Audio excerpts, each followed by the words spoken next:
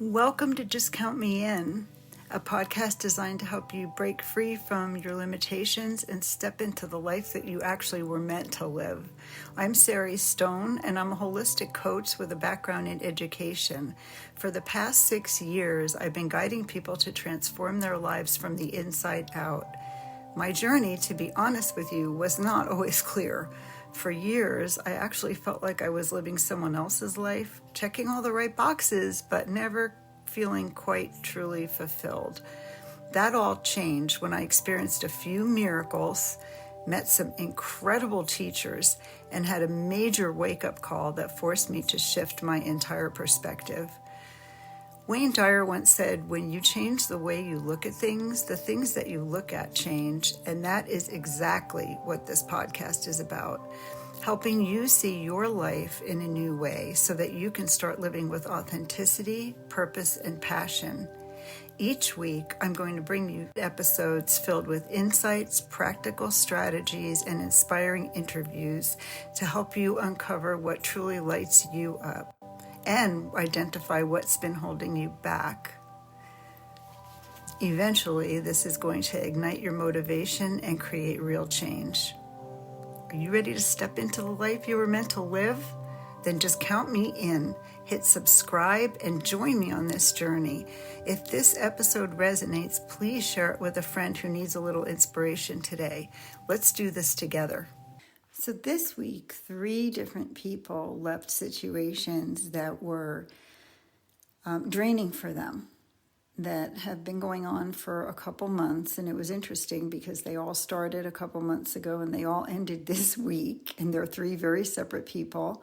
2 of them were students in college that I'm coaching, and they were in classes. And one in particular, the professor just was not a good mix for them, and a lot of people actually are dropping the class. But either way, it wasn't right for her. She was worried about disappointing her parents, about just not sticking with something. She's new at college. She didn't want to look like a quitter. All these things are valid. My other friend is starting her dream career, another career, because she already has a career as a nurse, and she's a wife and a mom. And what's really making her come alive inside is managing people's vacation properties.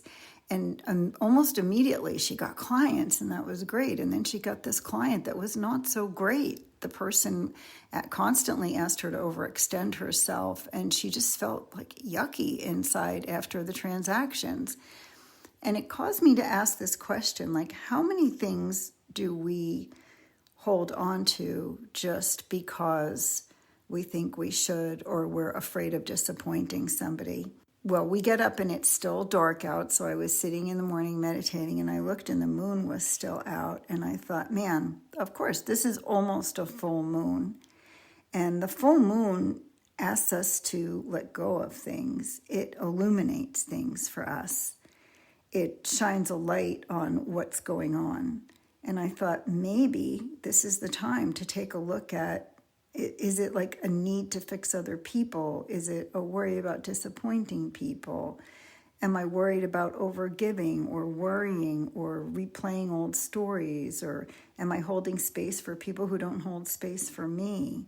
So today in this episode, we're going to shine a light on the energy that drains you a little bit and dims your glow, and reclaim your power from within you to align with the energy that's coming.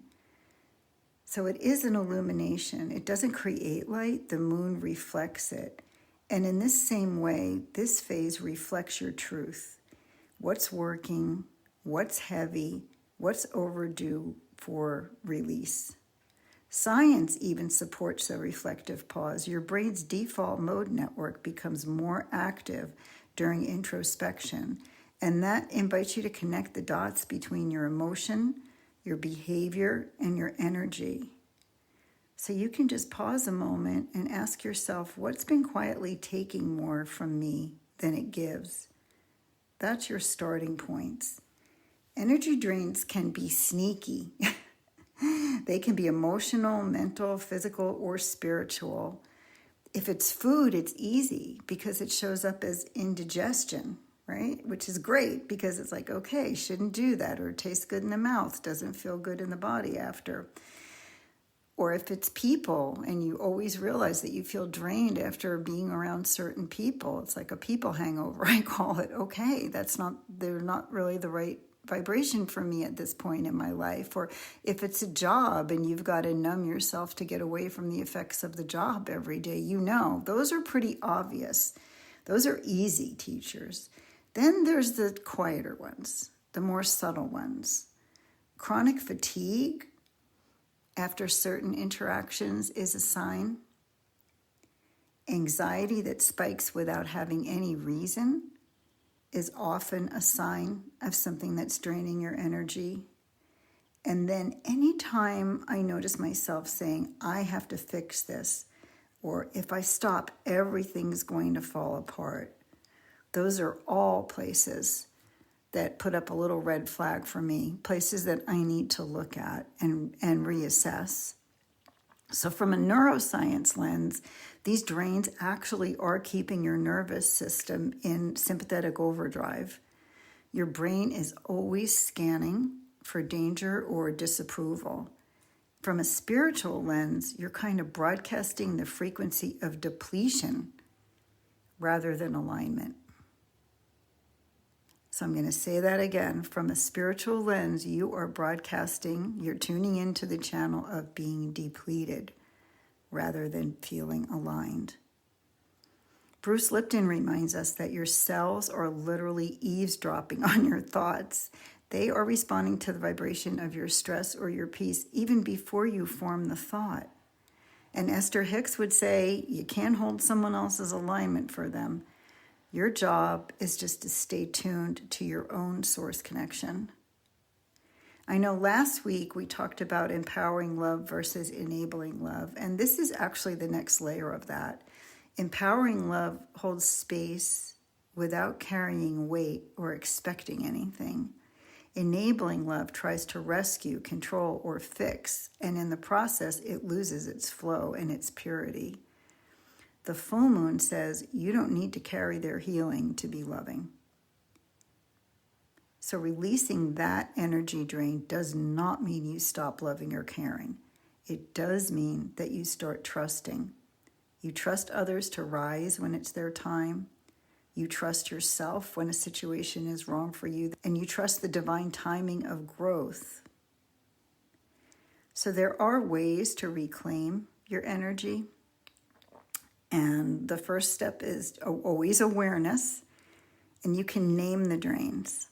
Think about anything in the area. I wrote down on I just folded a piece of paper and got like six squares, and just because that's the way I think. And I wrote down people, habits, thoughts, roles, foods, that kind of thing. I wrote categories, even some clothes, like I just feel better in certain clothes than in others. And then I wrote my intention for that, how I want to feel. And I reconnected. I realized what I needed to let go of. And then I took a moment and refocused on my own energy flow. I move my body, I breathe deeply, I meditate under the moonlight. So visualize just calling all of your scattered energy back home. Now there is a journal guide and an affirmation guide and reflection prompts. And I'm going to just give you the reflection prompts, and you can click to download the guide for the rest of it. So what situations, habits, or relationships have been draining my energy? Which environments or routines in my life feel heavy or forced? How does my body actually feel after certain foods, music, or online content? What would it look like for me to pivot towards what I really want to do, what I would do if I couldn't fail? Honor the wisdom of your own energy. Everything that drains you actually teaches you where to set boundaries, and you can ask for help with those boundaries. You can become free of what no longer feeds your light, and trust that when you let go of these other things, what you let into your life is going to energize and expand you. My light grows brighter with every act of alignment. I want to invite in people who uplift me. I want to invite in work that nourishes my spirit. I want to invite in spaces that feel peaceful and happy. And I want to only invite in those beliefs that empower my growth and keep me in contact with love. Thank you so much for joining me today. If you liked this episode, please let me know. Stop by at social media on Instagram or my Facebook page, Just Count Me In, and please leave a comment. If there's anybody that you think could benefit from this episode, please forward it to them. And I look forward to seeing you next time. We're all in this together.